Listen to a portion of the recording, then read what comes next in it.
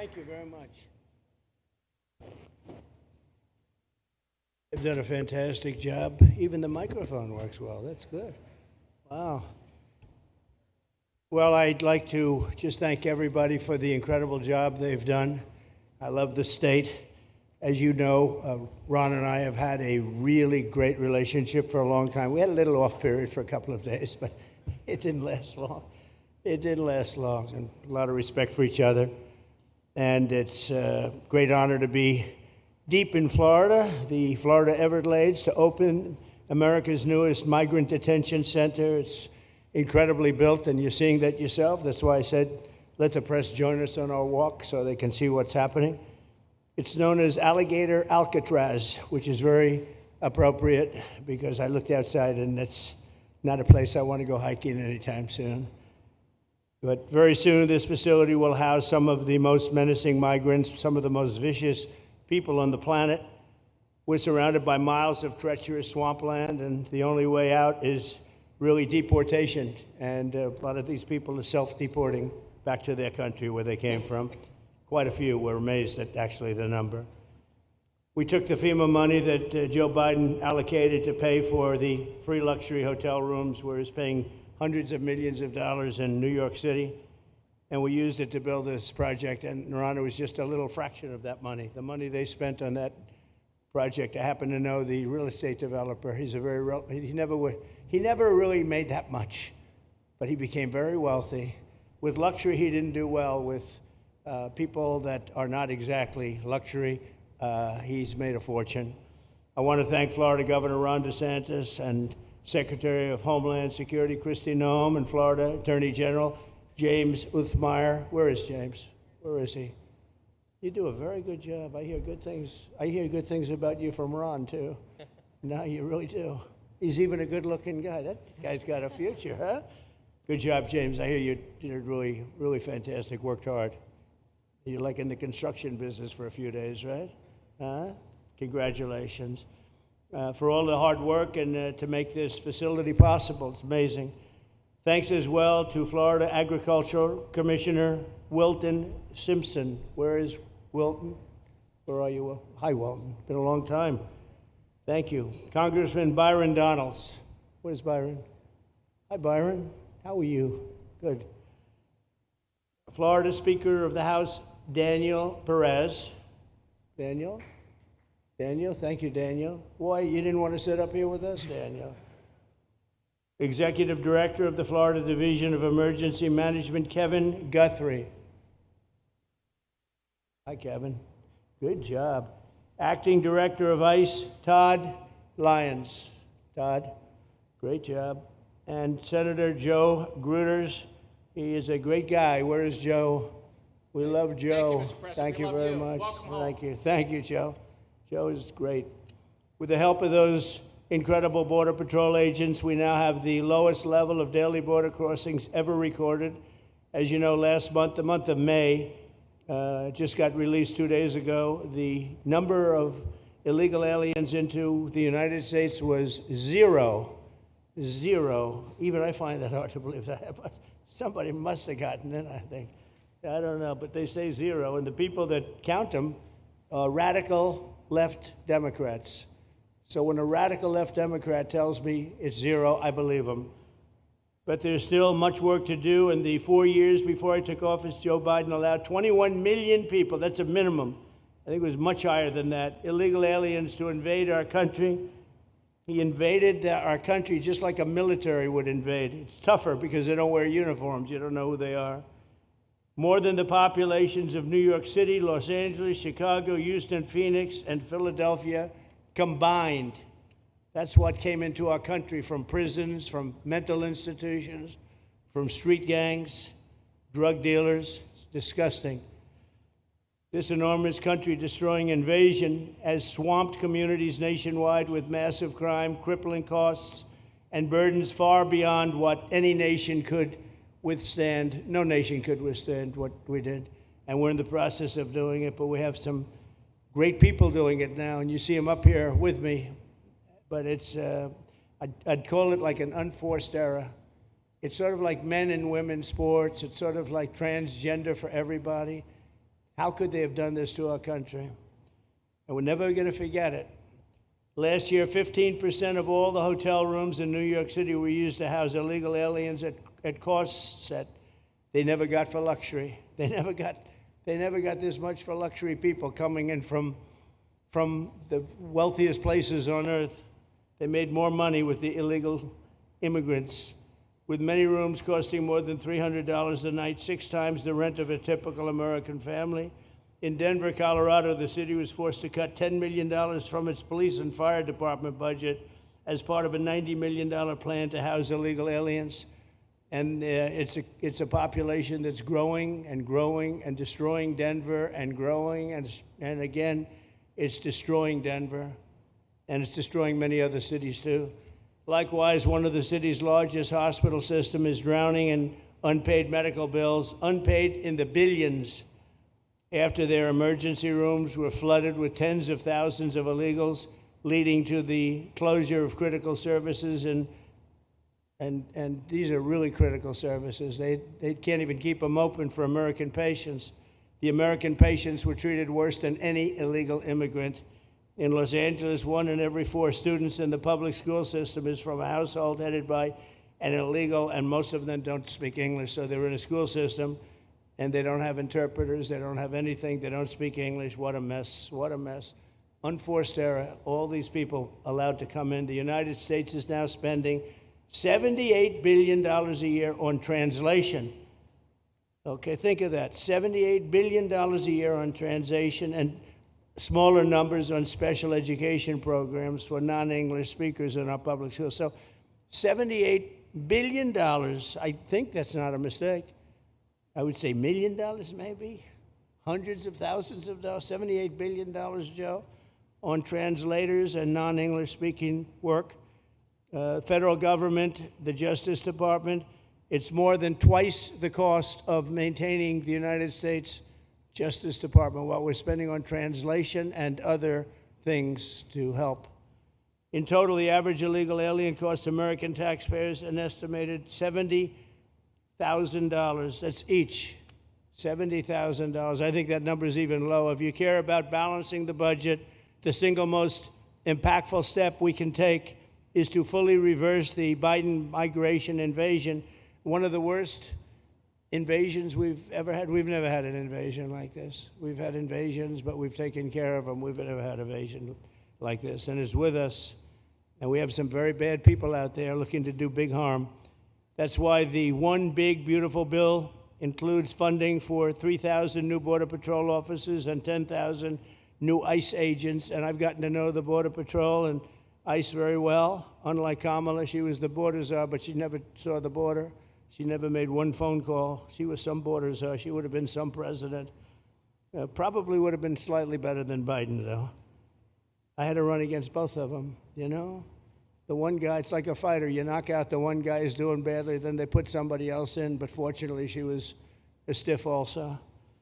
Otherwise, I would have been very angry. I would have been extremely angry. The heroes of ICE will also help round up and remove members of the savage drug cartels which are coming back into our country. And we got them out. Now some of them came back in. We just got them out again, and that's going to be a vicious cycle.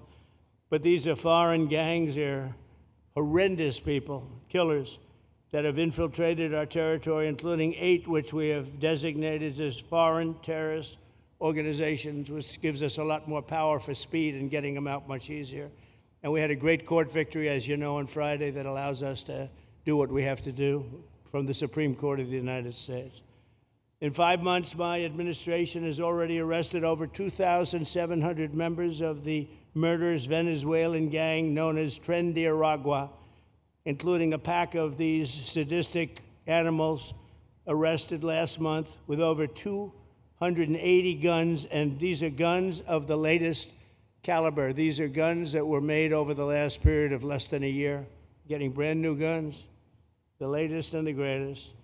Every day, our brave law enforcement officers are hunting down and deporting migrant criminals who have committed heinous crimes, including more than 13,000 murderers, 11,888 to be exact, but I'd probably say the 13,000 is right also. Think of it, 11,888 and more than half of them, they committed more than one murder. So, Ron, many of them are out of here already, but it's still it's a hell of a number to be confronted with. Just this year, ICE agents in Miami have apprehended illegals with arrests for murder, kidnapping, rape, child sexual abuse, and arson, people of the worst order. We're getting these monsters out of the United States, out of Florida, out of all the places that they're in.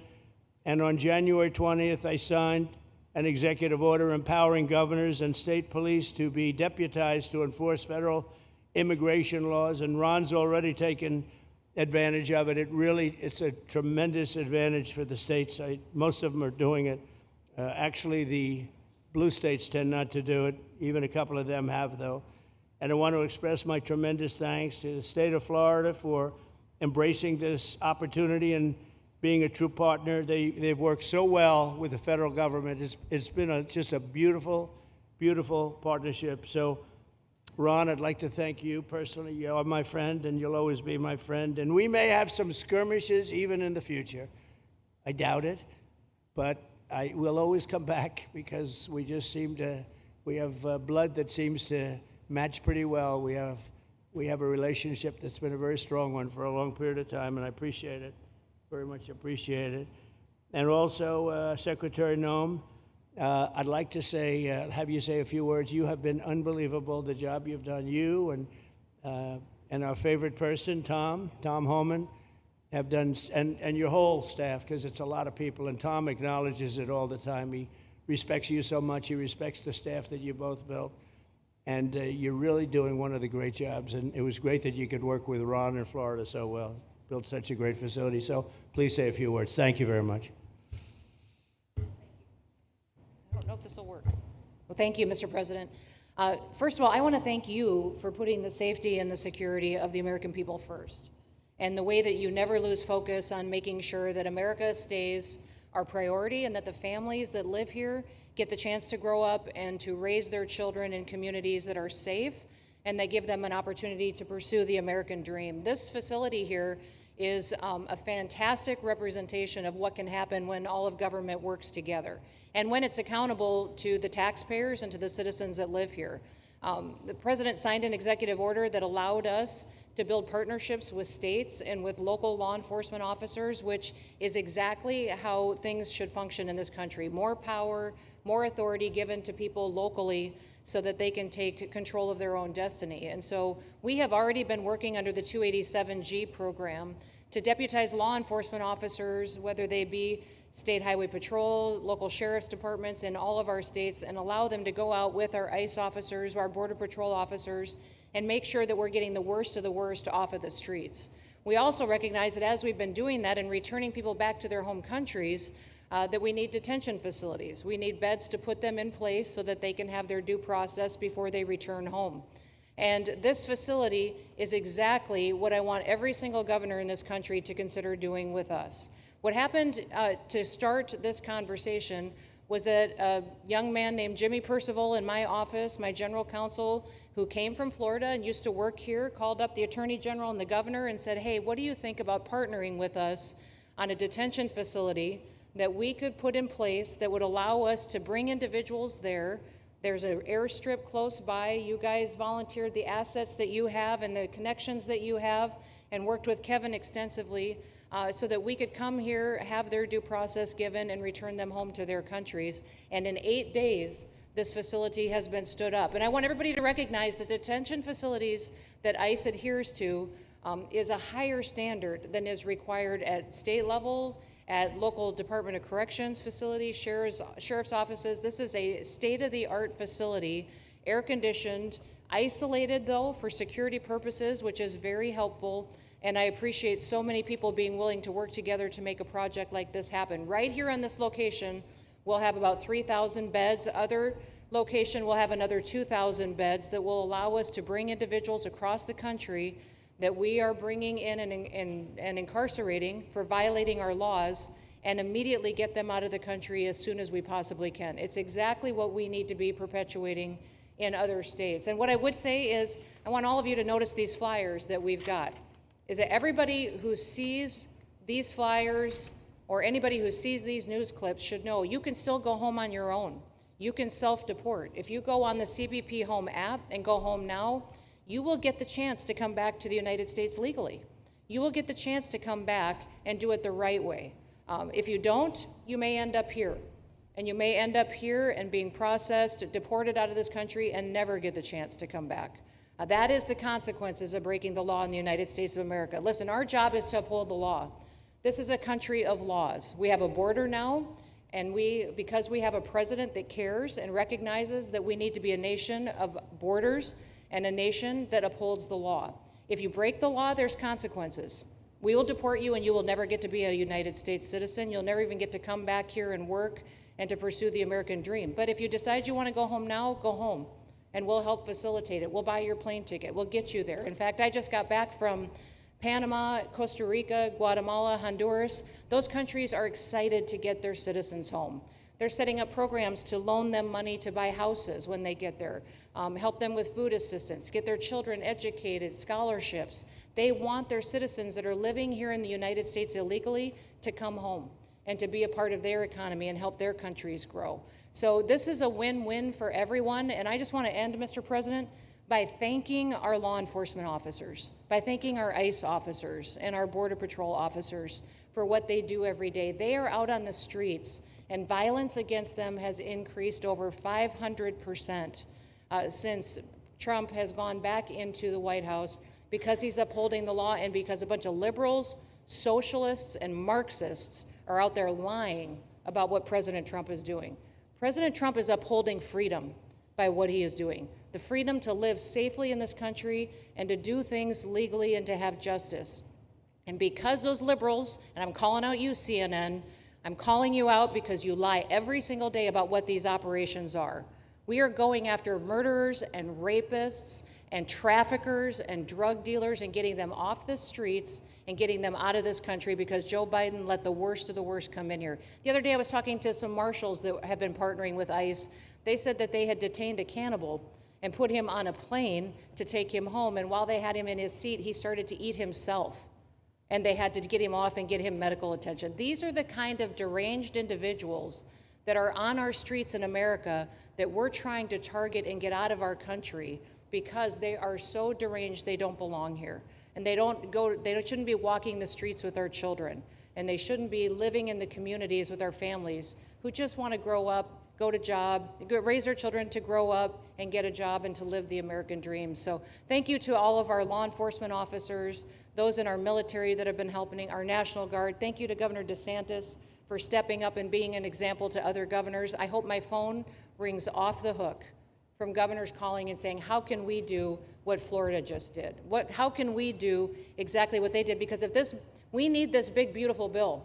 We absolutely have to have this big, beautiful bill that has the funding so that we can continue this operation and we can get those bad criminals off of our streets and have the officers to do it so that when they go out on an operation, somebody's got their back.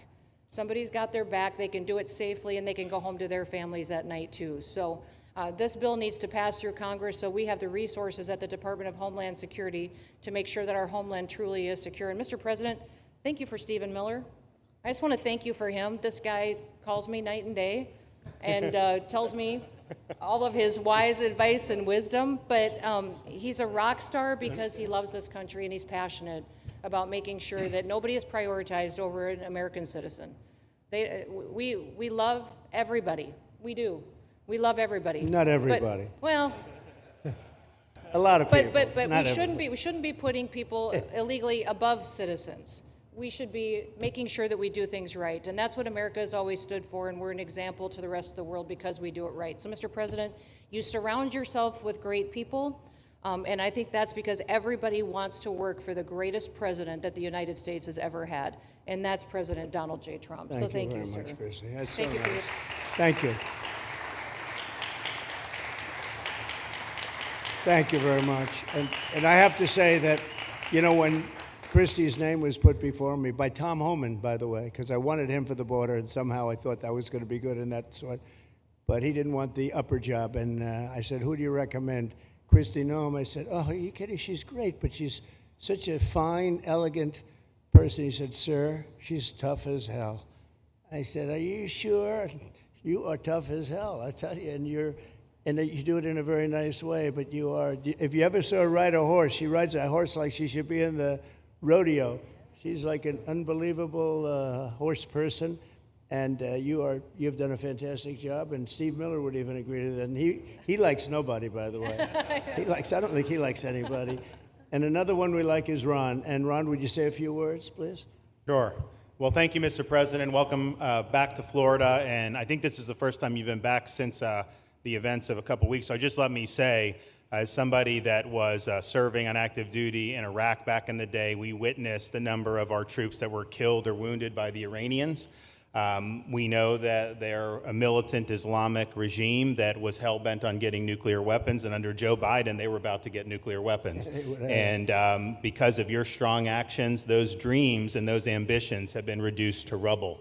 And I thank you. I know a lot of veterans thank you, and people in Florida really thank you for stepping up and really making a strong, tough, but strong decision. I think we're much safer as a result of that. Now, on the immigration, I think President Trump's election represented the chance for us to finally solve this illegal immigration and border problem once and for all. I knew he was going to do the border, although he did it very quickly and very thoroughly. I think that no one can say that that's been anything but a spectacular success. But then we have the issue of Biden let in how many millions of people? And you had millions that had been in over decades previous to that. You can't have a country if you don't have respect for the rule of law. You can't have a country if foreigners get to decide who comes in. No, we, the American people, make that decision, who's allowed or not allowed to come into our country. We've seen Europe be overrun by open borders, so we're not gonna let that happen here. So when President got elected, I knew that the states had an important role to play in facilitating this really, really historic mission. We're the only state in America, Florida, that requires full cooperation with ICE from all state and local law enforcement entities. And what is the net result of that? We have these agreements for these 287G task force with sheriff's departments, police departments, state agencies, and it's really instrumental in rounding up a lot of really bad people who shouldn't be here. If you look at the number of those full-blown 287G agreements that have been executed around the country, the state of Florida accounts for 60% of those. If you look at the number of immigration arrests of illegal aliens on any given day, the arrests happening in Florida constitute between 15 and 20%. Nationwide. So we're all in on this because we understand how important it is to our citizens. It crowds schools, it crowds medical, it crowds housing. Yes, you have illegal alien crime as well, and people want the problem solved. And the only way we're going to solve it is if states like Florida step up and help the president, help Secretary Noem get the job done. Now, this facility here was really in response to us working with DHS and ICE from the time the president got sworn in. And the number one thing they kept coming back to was, you know, Biden decimated the agency. I mean, let's just be clear. You could have illegals in Florida. Biden would just release them. Even when they had notices or they had orders to be removed, Biden wouldn't send them back. So their interior enforcement collapsed under Biden. So they're building it back up. But they're like, we need detention space in order to be able to bring about more deportations. And so what we have here can hold 3,000 now. We have 2,000 facility up at Camp Blanding that we're going to be open, which is our National Guard site. But think about what you have here. They come here, say they already or been ordered to be deported. You drive them 2,000 feet to the runway, and then they're gone. It's a one-stop shop. And this airport that's been here for a long time is the perfectly secure location. It's going to make a big difference. And let me just thank everyone who was involved. We got the call from DHS a little bit more than a week ago, and here we are 8 days later with this facility open, and as soon as Air Force One departs, it'll be swept, and it'll be open for business to be able to do. But our goal here is to process them and be able to effectuate their return to their home country. This is the opposite of what they were doing in New York by just putting them up in a hotel and then just letting them stay there indefinitely. No, we want to be able to send back. And when you walk into the processing, the president and I, Secretary Noem, Kevin Guthrie, walk through that initial intake, the first thing you see is information on how to go home on your own. Why would you want to come through Alligator Alcatraz if you can just go home on your own? I think a lot of people are going to make that decision. So you're going to have a lot of deportations that are going to be done by the administration, but I think you're going to have a lot of voluntary as well. So this is a force multiplier for the president's efforts. I would just say and echo what Secretary Noem says. There is no reason why other states can't be doing it. And I know Louisiana, Texas, a couple of them, but we've got if only the red states did this, they would be able to expand their capacity by tens of thousands, maybe 50, 100,000 on a given day. That's how you really start to make a difference. And so we're proud to be able to partner with the Trump administration on that. Mr. President, thanks for coming down. I think you highlighting this is going to move the needle in a big way throughout the country, and I think it's going to help all of us achieve the really big results that I think our voters want to see. Thank you, Ron. Great job. Thank you. Thanks, Ron. Thank you, Mr. President, for the opportunity. My name is Kevin Guthrie. I'm the Executive Director of the Florida Division of Emergency Management. And I'd also like to thank President Trump and the Department of Homeland Security Secretary Noem for joining us here today and for their continued support. I want to thank first by thanking the man to my right, and that's Governor Ron DeSantis, whose bold leadership and swift action made this project possible. Make no mistake, this facility would not be standing here without the President, the Secretary, and the Governor's vision and determination to uphold the rule of law. Florida is and will always be a law and order state. Even before the President took office, the Governor made it clear that illegal immigration would not be tolerated in the state of Florida. When the President and the Secretary asked Florida to help, the Governor empowered our state and private partners to work collaboratively and deliver real results on a rapid timeline. The Florida Division of Emergency Management is best known for leading the nation in hurricane response and other natural disasters. We understand how to act fast without bureaucracy in the face of any emergency. Our teams built roads in 8 hours, bridges in 3 days, base camps in 72 hours, and full causeways in 2 weeks. Getting things done quickly, efficiently, and correctly is at the core of our mission. We simply just want to be the best at what we do in the nation. When the Governor called me, and we answered, and we were proud to bring our logistical expertise to the table. We know how to set up base camps for guardsmen, first responders, linemen, volunteers, and other aid sources, and distribute that in a matter of days before a storm. We're able to translate this knowledge to what we did here at Alligator Alcatraz. Florida has put the best teams together who check their individual logos and egos at the door to get this done. Not just for you, Governor, but Mr. President, for you as well. There are over 13 different vendors that came together to get this solved in 8 days. Truly a whole of private sector partnership to get that done. Behind you on these boards, in only 8 days, we have built a fully compliant detention facility with a detainee capacity of up to 3,000 people, with room for additional capacity if you asked us to do so. The detention facility includes over 158,000 square feet of housing and is a fully aluminum frame structure rated for winds of 110 miles an hour or a high-end Category 2 for those people that don't think that we're taking that into consideration. This is Florida, by the way. Power supply is fully redundant with backup generators in place. We've put a staff village here on site with a capacity of 1,000. Our services are hot meal 3 times a day, 24/7 medical facility, pharmacy, air conditioning, access to indoor and outdoor rec yards, legal and clergy support services, laundry. Our security element is over 200 security cameras throughout the facility, more than 28,000 feet of barbed wire, 400 plus security personnel to include 200 men and women, soldiers and airmen underneath Major General John Haas's command as the Adjutant General of Florida. And it's all surrounded, as you pointed out, Mr. President, by 10 miles of beautiful Florida Everglades. Contingencies, as with all state correctional facilities, we have a hurricane plan. We will not wait for a Cat 2. We will follow our normal evacuation procedures as we do for any other facility statewide in our great state of Florida. We have on-site fire and EMS resources so that we don't burden the locals with any type of response. All in all, sir, this has been a perfect state logistics exercise for this hurricane season. Everything we did here in the last 8 days God forbid, if we have a hurricane, we're going to do it again. This was a dress rehearsal for us, and we are ready, willing, and able to support you, sir, the governor, secretary, and everything that you need us to do. Just a week ago, it was a taxiway and a runway, and now is a fully functioning facility. We are happy to support you, Mr. President, Governor, Secretary. Fantastic job. Thank you.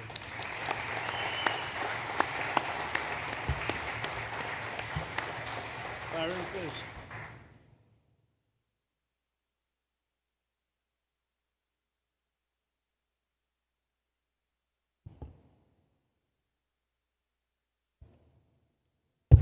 There we go. First of all, Mr. President, we all have to thank you for your leadership and for the mandate that the American people gave you to finally secure our borders and to deport criminal illegal aliens and longstanding illegal aliens out of the United States. That is a mandate given to you by the American people. I know Secretary Noem, Stephen Miller, Governor DeSantis, myself, on behalf of the other members of Congress in the Senate, and of course here in Florida, we are behind you 100% in that mission. To the governor, I really appreciate you and commend you for your leadership on this, taking swift, decisive action to building this facility. One of the things that has occurred because of the work you did earlier this year with the legislature is that our sheriffs are out there every single day. They are arresting these criminal aliens in our streets, and they're seeing some backlog in their jails. So this facility primarily goes to address some of that backlog and then to help us fulfill the mission that the president has led us to. So Governor, thank you for your leadership and thank you for your decisive action on this. It really does mean a lot to all the people of Florida, of course the people of the 19th Congressional District. Secretary Noem, I mean, what can I say? The president's right, you're double tough. So we appreciate all your leadership. You and Tom Homan have been doing a great job. And I'm actually going back to DC after this because we have to vote on one big, beautiful bill in the House. We have to get that to the president's desk so we can get you the resources that you need to fulfill the mission that the American people have asked us to do. I totally agree with what Mr. Guthrie has said. This is a logistical marvel when something like this occurs. We've seen Florida Department of Emergency Management answer the bell time and time again. The governor has said we need to accomplish this, and DEM gets that job done. And we had a side conversation about, I know there were some concerns. People were like, well, what happens if a hurricane comes? What happens if this happens? And I looked at Kevin Guthrie and I said, you already have a plan, don't you? And he goes, of course we have a plan. You know that we do. This is what Florida does, Mr. President. And so I want to commend you for your leadership and your vision on this. Governor, thank you for all that you've done with your vision and determination. Secretary Noem, we're going to get the bill done so you get the resources you need. See you, sir. Thank you very much. Oh, thank you. Wow. Thank you. You know, I'm waiting, listening to these wonderful words, and they are music to my ears, but I was also wondering how we're doing, because I know this is prime time. It shows that I care about you, because I'm here, and I probably should be there, but we do care. Thank you very much. James, please. We're all happy now, James. Yeah. Well, I can speak on behalf of all of our sheriffs, state law enforcement, our police chiefs. We are going to continue to make arrests, our pedals to the metal, as many as we can. We want to fill this place up. The governor and Kevin have shown they can build bridges in 3 days, so why not some detention facilities? Hopefully there's more to come. And you really kind of were the inspiration for this. We like the idea of reopening the original Alcatraz. I don't know if that can happen or not, but we thought, hey, we've got our own natural Alcatraz in the middle of the Everglades. Right. Great runway, great perimeter, so let's make it happen. In Florida, we walk the walk, and we will deliver for all of you. Thank you. Well, I heard you were responsible for the locational pick, and you cannot have picked a better location. I said, whoever the hell made this choice, I know you take it a little heat from some environmental groups, but I take it all the time, and that's an honor. But I heard you were very responsible for that choice, and that was a big choice. Thank you very much. Great job, James. Thank you. Do you want to finish over here, and then we'll go over here, and we'll go back and celebrate the big, beautiful bill that you just got passed. You sure that's right, Brian? Yeah, all right. Wow, good. He's doing a good job. Right. Wow. Mr. President, first of all, I just want to say how grateful we are that you're back here in your home state of Florida. You've been doing an amazing job, not only at our border, but around the world, keeping this country safe and Americans. We are grateful for your leadership. God had a plan for us, and it was Donald Trump. So thank you for that. As a member of the Immigration Board and as the Commissioner of Agriculture of this state, I've been happy to help lead with the governor and the rest of the cabinet on this issue. We're very proud, Secretary Noem's here today and others, to represent not only the United States in our efforts to make this commitment to keep our citizens safe, but we're going to continue in Florida to remove the barriers to have your vision come true of a safe United States. We're going to get these illegal criminals out of this state, and we really appreciate you and your leadership in this effort. So thank you for being here Thank you today. very much. You're doing a great job, too. Thank you.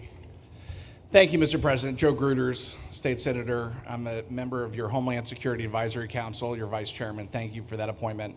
And thank you for coming back to Florida and everything that you do. Every single day you are delivering on the promises that you promised to us at all of the events you've done throughout the years, but specifically this last campaign. You deserve all the credit for everything, and you are surrounding yourself with incredible people like Secretary Noem, Stephen Miller, and just like your big, beautiful bill here in Florida, there was a lot of commotion about our immigration bill.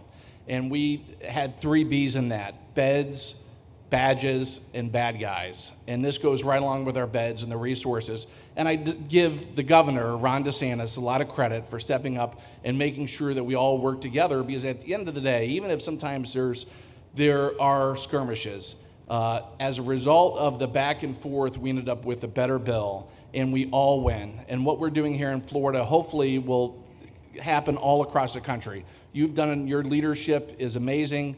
Keep up the great work, and just know that Florida loves President Donald J. Trump.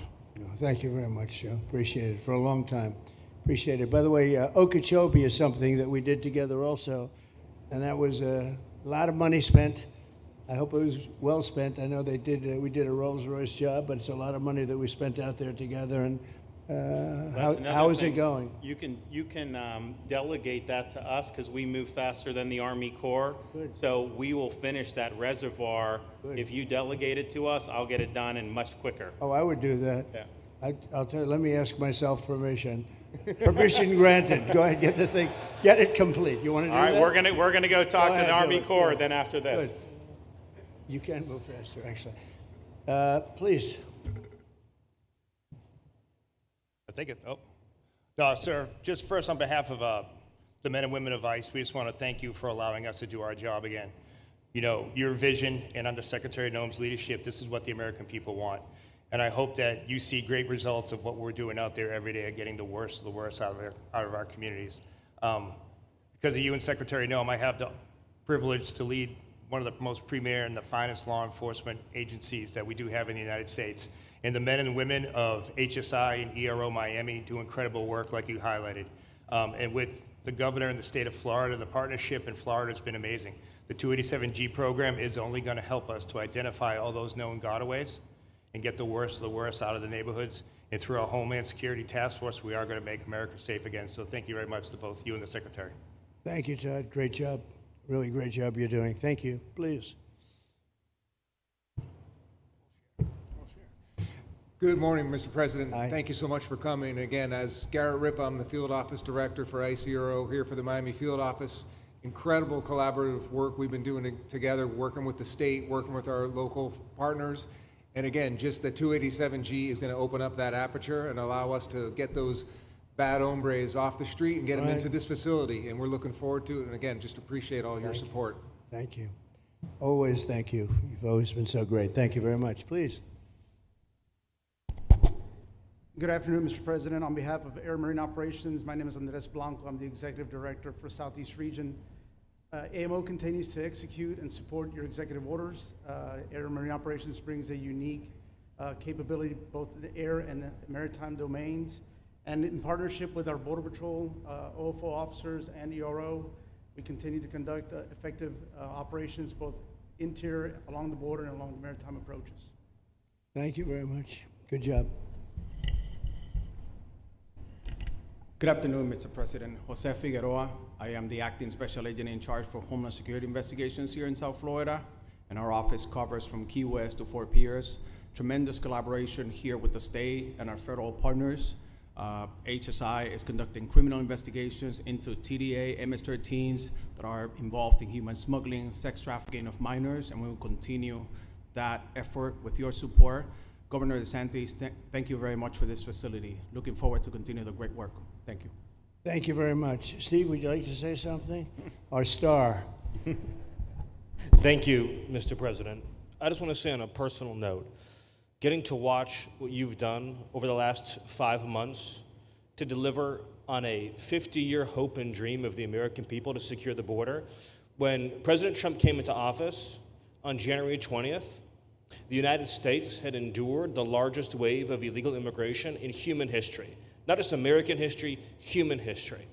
And within just a few days, President Trump, through his strength, leadership, diplomacy, and vision, achieved the most secure border anyone in the world has ever seen. When we recently went overseas to the NATO summit, I had senior staff in foreign governments come up to me and ask me how he achieved the Trump miracle on his border and could that be replicated in their countries. For individuals who don't work in this space, to have 0 successful illegal entries in an entire month should be an impossible achievement. There's a 2,000-mile border with one of the poorest countries in the world, and you have open travel from 150 countries into Central America and South America. There are 2 billion people in the world that would economically benefit from illegally coming to the United States. And through the deployment of the military, through the deployment of novel legal and diplomatic tools, through the building of physical infrastructure, through the empowering of ICE and Border Patrol, and the entire federal law enforcement apparatus, President Trump achieved absolute border security. And now, once this legislation is passed, he will be able to make that with those resources permanent. Watching what you've done, sir, has been one of the honors of a lifetime. I'm proud to be able to play any role in it. And what President Trump is going to achieve next with the resources in this bill will make America safer, stronger, freer, more sovereign, and more prosperous than it has ever been before. Thank you, sir. Thank you, Steve. Oh. Thank you. And the bill is going to be great for Ron. It's going to be great for Florida, too. A lot of set-asides for Florida, some of the things that you wanted to do. And so it's great news to hear that it was approved. Do you want to take a few questions, Ron? We'll take a few questions from these. Yeah, please, go ahead. Yeah. Thank you, Mr. President. Given the likelihood of the One Big Beautiful Bill passing, and we look forward to the success of this facility here, how many more facilities like this do you feel that the country needs in order to enact your agenda of mass deportations? Well, I think we'd like to see them in many states, really, many states. This one, I know Ron's doing a second one, at least a second one, and probably a couple of more.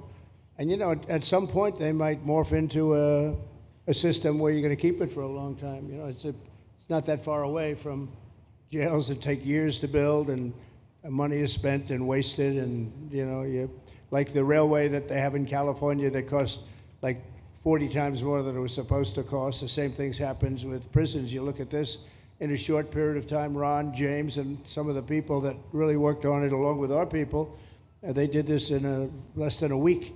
And you look at it, it's incredible. The incredible thing is picking the site, because the site was one of the most natural sites. It might be as good as the real Alcatraz site. You know, it could be. Well, that's a spooky one too, isn't it? Huh? That's a tough site. But so I think it could last as long as they want to have it. I mean, you may morph this into, you know, your prison system, frankly, which I know you always need, unfortunately. I'd like to say, you know, a little controversial, but I couldn't care less. We have a lot of bad criminals that came into this country, and they came in stupidly. It was an unforced error. It was an incompetent president that allowed it to happen. It was an auto pen maybe that allowed it to happen, and it did happen. But we also have a lot of bad people that have been here for a long time, people that whack people over the head with a baseball bat from behind when they're not looking and kill them, people that knife you when you're walking down the street. They're not new to our country. They're old to our country. Many of them were born in our country. I think we ought to get them the hell out of here, too. You want to know the truth. So maybe that'll be the next job that we'll work on together. But I think getting them out, you know, we forget about them. We had some bad accidents in New York. And they're not accidents. They were done very much in purpose. People being pushed into a subway just before it arrives, going 40 miles an hour. and they're 10 feet away from where the thing is, to get pushed right into the face of the subway train, get whacked and killed. And these are sick people. I'd like to get them out of here too. Yeah, please, go ahead. White shirt, glasses. Julio Rosas, Blaze Media, sir. A couple months ago, I ran into former DHS Secretary Mayorkas, and I asked him a couple questions about his disastrous handling of the border. He didn't like my questions. But the number one question that I heard from people in responding to my video was, why hasn't he been arrested yet? Obviously, you guys are cleaning up the mess that was made deliberately for the past 4 years, and so people want accountability. It's great to see that the border is secured, and it's great to see the state level cooperation. But I guess I would ask you, why hasn't he been held accountable, or anybody really? Well, pardons were given out by to many people, and they shouldn't have been given out. Like the Unselect Committee of Political Thugs was given a pardon because they destroyed all of the information from 2 years of hearings, and they should be arrested, but they were given pardons. Was he given a pardon, Mayorkas? Was he not? I don't believe so. Well, sir. I'd take a look at that one, because what he did is it's beyond incompetence. Something had to be done. Now, with that being said, he took orders from other people, and he was really doing the orders. And you could say he was very loyal to them, because it must have been very hard for him to stand up and sit up and talk about what he allowed to happen to this country and be serious about it. So he was given orders. If he wasn't given a pardon, I could see looking at that. In fact, why don't you take a look at it, Kristen? He was impeached, but yeah, it was just a fake impeachment. It was a fake impeachment. Why don't you take a look at it? I think he was so bad. They were all so bad. Look, it was the worst president in the history of our country. We've had some bad ones, but he was the worst president. But somebody told Mayorkas to do that, and he followed orders, but that doesn't necessarily hold him harmless. So take a look at it. It's a very good question, actually. Thank you. Yeah, please. Go ahead. Mr. President, you and the Secretary have both said that many people have self-deported since you came back into office. Yeah. How many is many, and has the rate gone up? How do you see the tempo of that moving forward going on?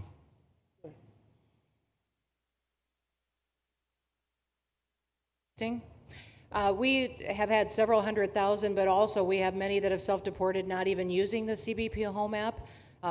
When I have gone to these other countries to negotiate security agreements and information sharing on criminals, who's coming and going into their countries, they report that hundreds of thousands have come home that weren't on our radar, that they are coming home on their own and self-deporting because they want the chance to be able to go back to America someday. So we believe it's over 1 million, possibly more than that. I'm asking all of those countries for their information on what they have of individuals that may have returned home, that they have taking advantage of their programs to help them become a part of their civilization again too. So we know it's over 1 million, but we have to, I'm getting more information, and that number will grow.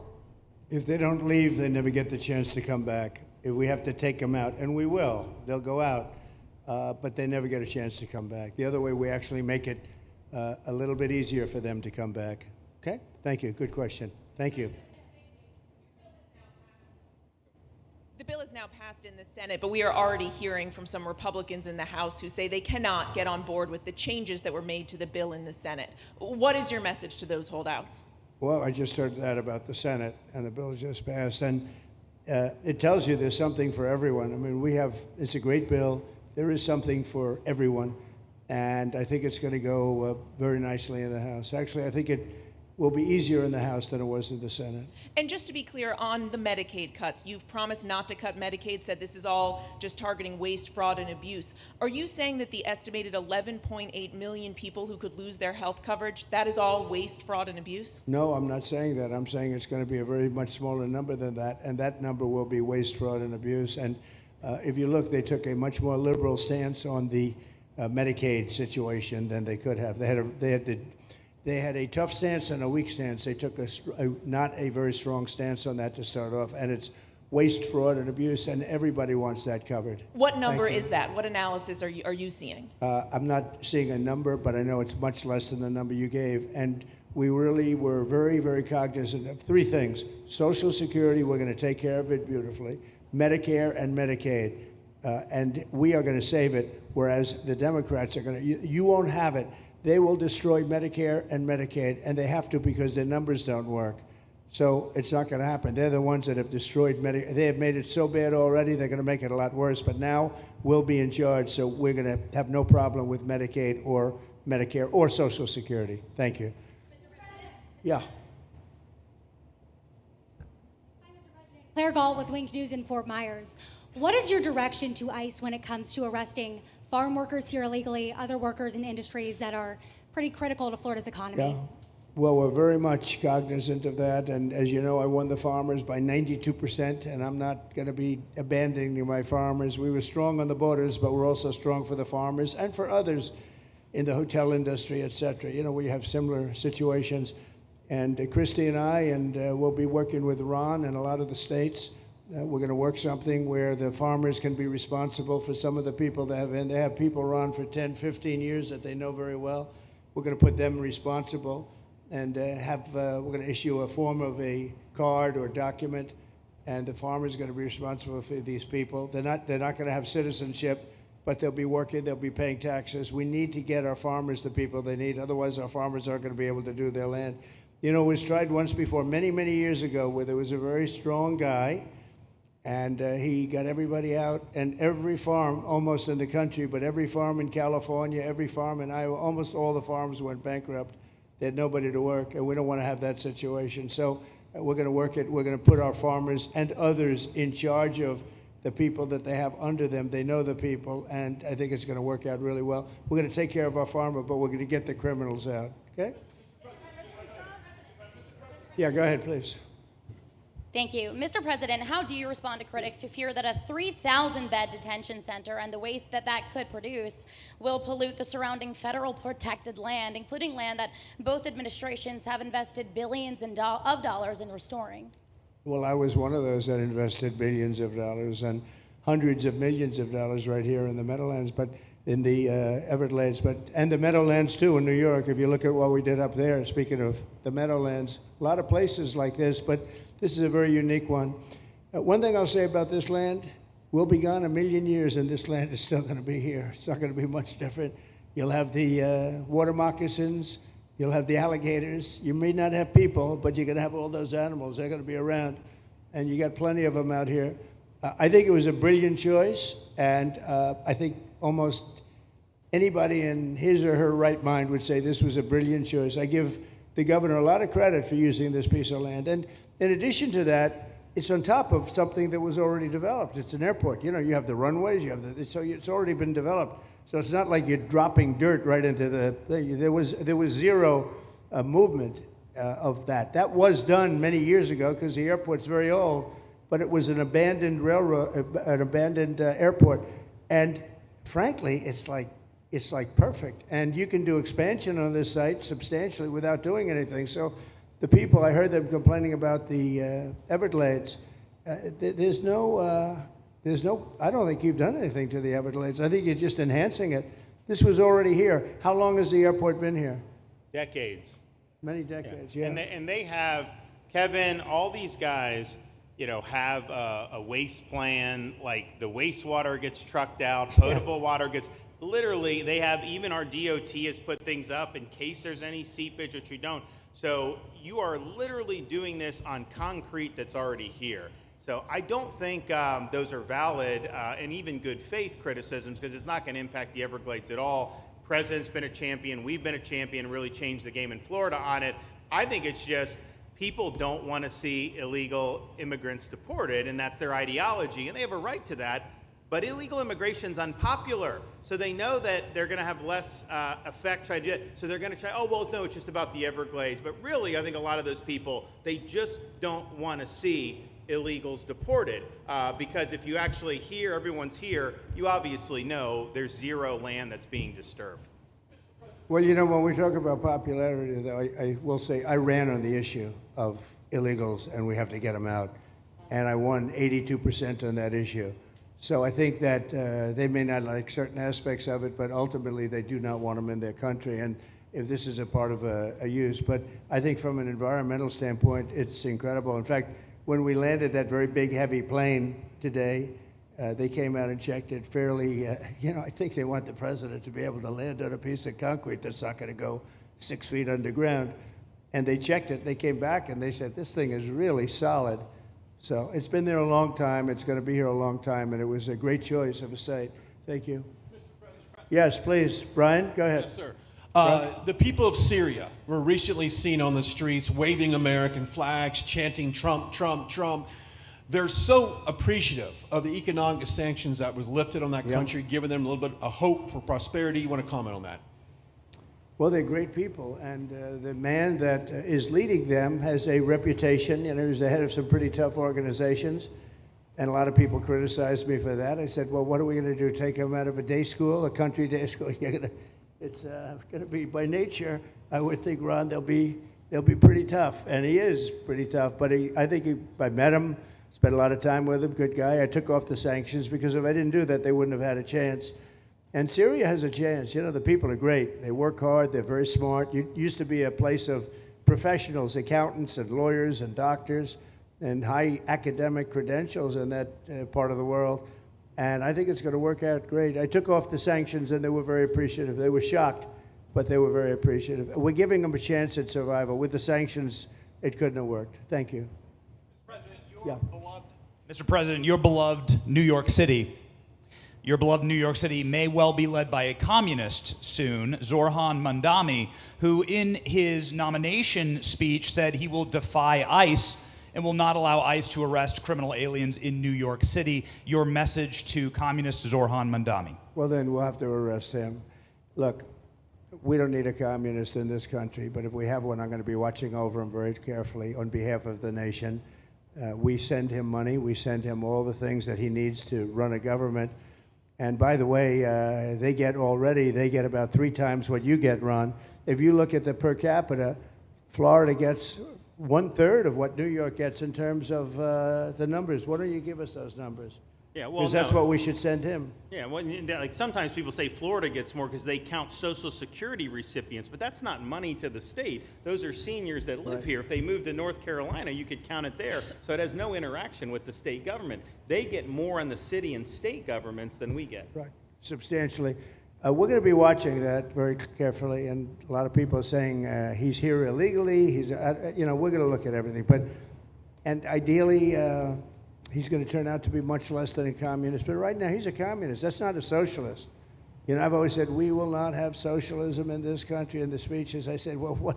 They skipped socialism. And you got a lot of them like that. And you see AOC, she's out there with her, bad IQ. She's out there ranting and raving about how wonderful he is. And look, so far he's winning. He still has a race to win, but so far he's winning, and he has an advantage as a Democrat in New York City. I was there a long time ago, and it was a long time since a Republican won the city, but you would think that a Republican would be able to win. Or you have a good independent running, Mayor Adams, who's a very good person. I helped him out a little bit. He had a problem, and he was unfairly hurt over this question. He made a statement to the effect that this is terrible. New York City can't have all these immigrants come in, and like he was indicted the following day. And I said, that was a phony indictment, and it was a phony indictment. That was a Biden indictment. I said, don't feel bad. I got indicted 5 times every time you opened your mouth. That was a bad group. That was a very dangerous group, I will tell you. These were not nice people. That was the only thing they could do. They had no policy. They had no skill. They had no anything. But they were very good at that. They were vicious, vicious, horrible people. Thank you very much. Yeah, please, go ahead.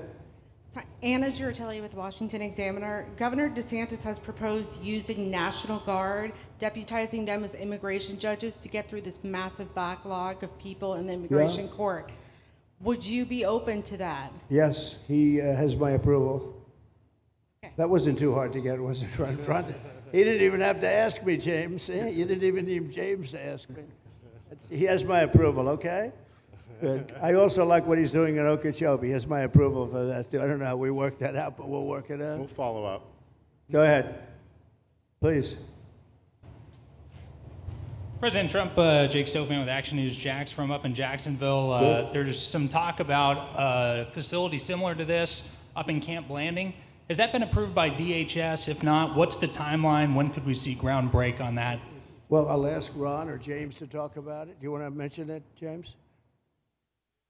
The overarching plan, I think the secretary has said she supports the whole plan, so you guys are going to keep going. Yeah. So, Mr. President, just specifically, the response for proposals is out for that today. It closes, I can't even remember what day of the week it is, but it closes on Wednesday at 5 o'clock. Then we will do notice to proceed. So I would say right after our wonderful Independence Day, we will be starting construction there at that facility. You're going to have another big runway there, too. That's great. Wow. Boy, I love these runways. It's very convenient, I must say. Having a runway is a nice thing. Today, you don't get runways approved. I will tell you, it's tough to get a runway. Although in the age of Trump, you get them approved fast. You know, we're approving massive electrical bins, whether you call them bins, but big electrical facilities for all of the factories and the AI that's coming in. They're going to build their own electric. They're going to be really. They're going to be made into electrical providers. They're going to have a lot left over. They'll put it into the grid. I think they're going to end up doing so much. They'll put it into the grid. Won't even cost anything from their standpoint. But so we have a lot of that happening. We get approvals fast. But I was just saying, runways are hard to get, but we'll get them now. But in the past, I would say over the past 30, 40 years, when you can get a runway, that was considered gold. Okay, please, go ahead. Go ahead. Sure.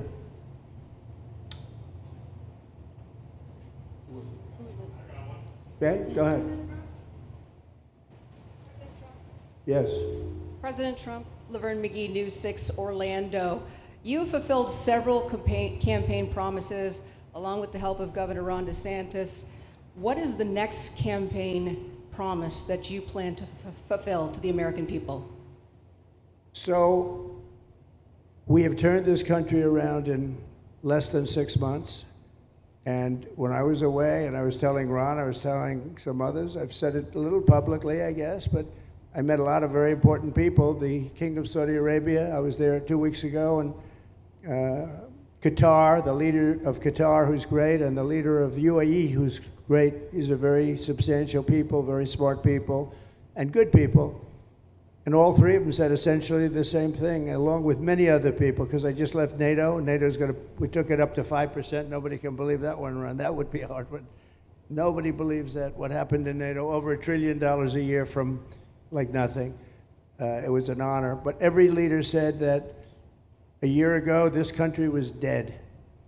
They had no confidence in the United. They really felt it was a dead country, and it was some bad things were going to happen. But they used the term, it was a dead country, and now they said you have the hottest country anywhere in the world. We're the hottest country in the world right now.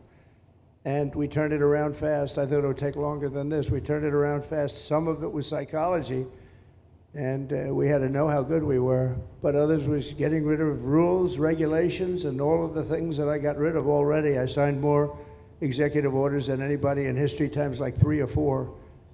And I got rid of just one. I got rid of the other night. You buy a house, they have a faucet in the house, Joe, and the faucet, the water doesn't come out. They have a restrictor. You can't, in areas where you have so much water, they don't know what to do with it. You have a shower head, the shower doesn't, you think it's not working. It is working. The water's dripping out. And that's no good for me. I like this hair nice and, I like that hair nice and wet. You have to stand in the shower for 20 minutes before you get the soap out of your hair. And I put a thing in, and it sounds funny, but it's really not. It's horrible.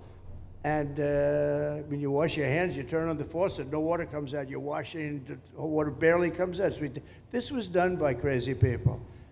And I wrote it all off and got it approved in Congress so that they can't just change it, because I did it in my first term. Everyone was so happy. And then one of the first things that Biden did when he came back is he put the restriction on showers, toilets, and sinks. Put this restriction, and washing machines. Washing machine, they give you like a quarter of this bottle to do your clothing. And people needed 10 of these bottles. And the people came to me from Whirlpool, and they said, we can't make a machine that's competitive. We can't make a machine anymore. It doesn't work. Why? They don't let us use water. Do you have any problems with water? No, we have so much we don't know what to do with it. You know, it comes down from heaven, right? And I approved all of that, the washing machines, the whole thing. The dishwashers, that was the other one. They give you like this much water right up to there to do your dishes. So people, you know what they do? They keep pressing the button. So they end up doing the dishes 10 times. They end up using more water than you would have used if you did it right in the first place. So all of that stuff has been written off. It sounds crazy. It's little things.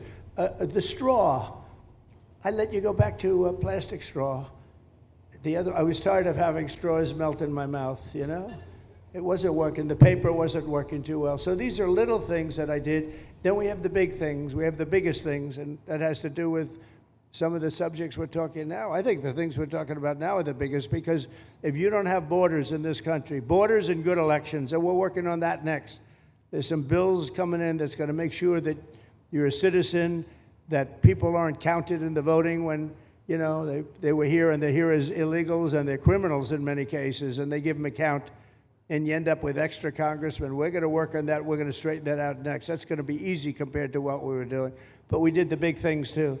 But little things like that, a straw, little things like a washing machine with no water. People go out, they spend all their money on a washing machine. The damn thing doesn't work. You can't use the water. Then you go to your sink and that doesn't work either. You're stuck. You know what you do?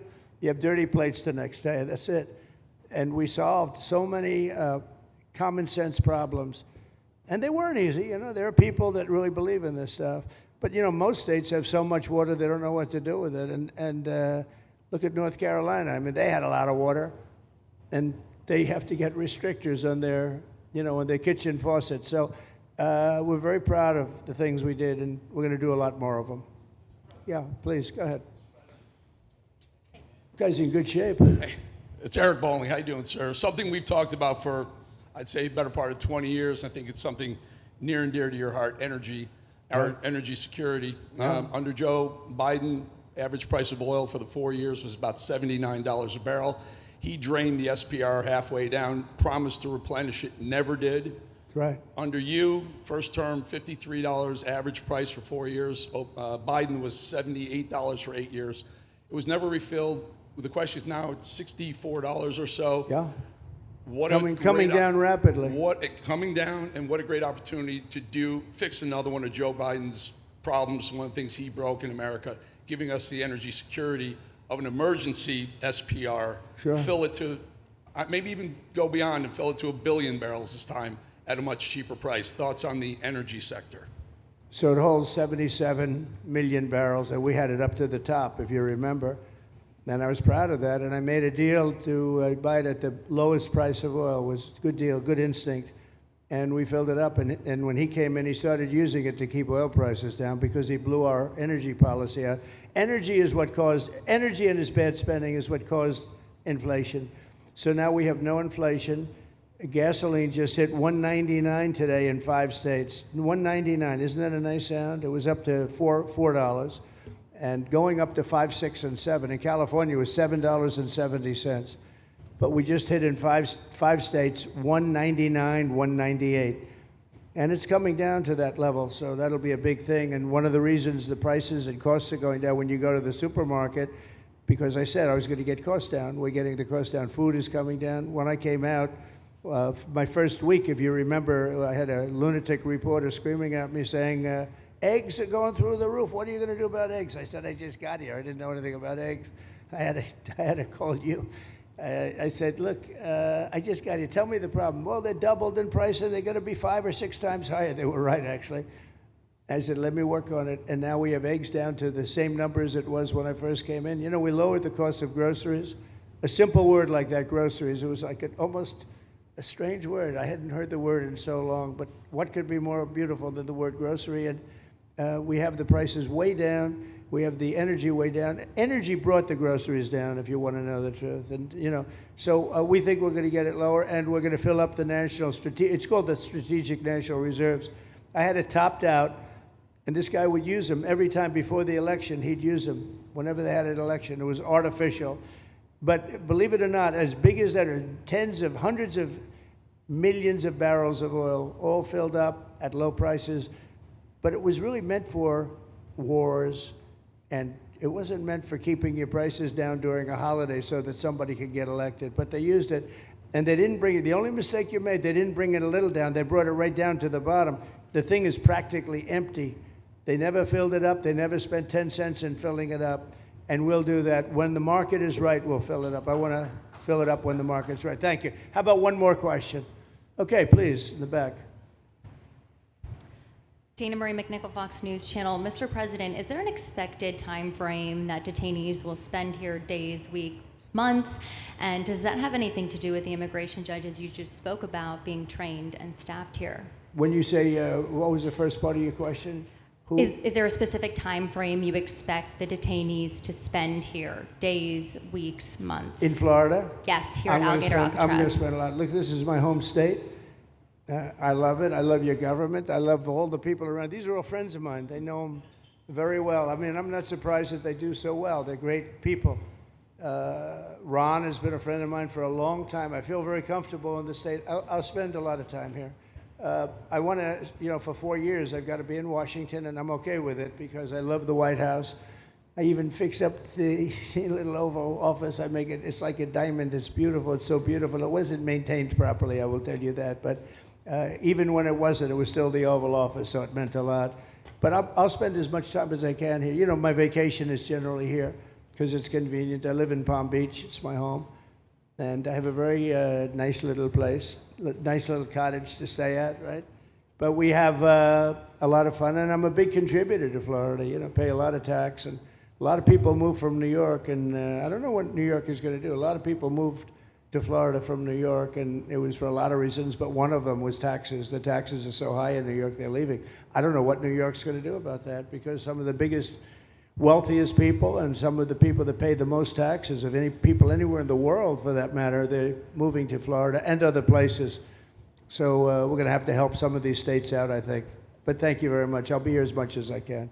Very nice question. With that, I'd like to just end by saying I want to thank Ron and James and all of the people that have done such a great job, all of your staff. Really fantastic work. And it really started with site selection. You can do a great job, but if you have the wrong site in real estate, you have the wrong site, you're dead. And this was a great site selection, despite what you may read in the environmental press. Good job. And this was an honor for Christy and myself and Steve and all of our people to be here. And I also appreciate the media. They've treated us very fairly. Over the last few weeks, I've been treated very nicely. And it's so unusual. I'm not used to it, but we've gotten great accolades. Brian, I want to thank you for calling out, because I was waiting here because I knew the vote was taking place and I'm answering questions, right? So I want to thank you very much and say hello to our friend. And I will see a lot of you. Thank you very much. We're going to make America great again. Thank you very much.